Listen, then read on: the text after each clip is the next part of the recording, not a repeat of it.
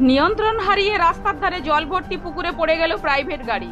মর্মান্তিক এই দুর্ঘটনায় গাড়িতে থাকা 4 জন যাত্রীর মধ্যে 3 জন যাত্রীর মৃত্যু হয়। এলাকায় নেমে এসেছে শোকের ছায়া।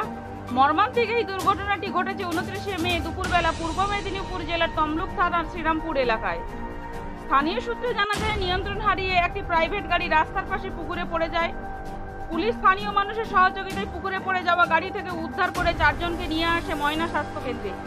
সেখানে 2 জনকে মৃত বলে ঘোষণা করে চিকিৎসকেরা।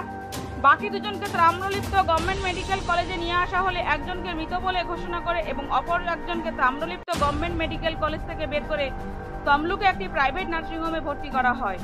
যদিও ওই গাড়ির চালককে এখনো পর্যন্ত খুঁজে পাওয়া যায়নি। মৃত 3 জনের নাম বাসুদেব মাঝি, বয়স 30, বাড়ি শ্রীরামপুর এলাকায়; বিদ্যুৎ শাসমল, বয়স 46, বাড়ি পরমানন্দপুর এলাকায়; অপর একজন চিত্তরঞ্জন প্রামাণিক, বয়স 45, বাড়ি উত্তর চংরাচক এলাকায়।